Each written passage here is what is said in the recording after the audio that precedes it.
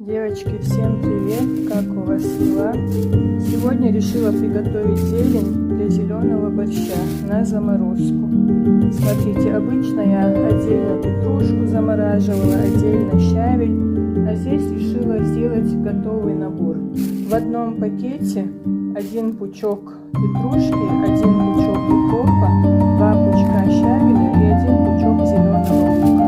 В 2 пакетах по полпучка зеленого лука.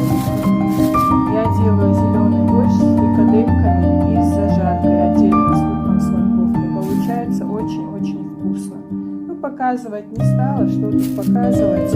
Хорошо помыла зелень, нарезала, разложила по пакетам. Сейчас отнесу в морозилку. Некоторые пишут, что надо держать в соленой воде зелень. Нет, я просто в теплой воде мою, в холодной воде мою. Нарезаю и расфасовываю по пакетам.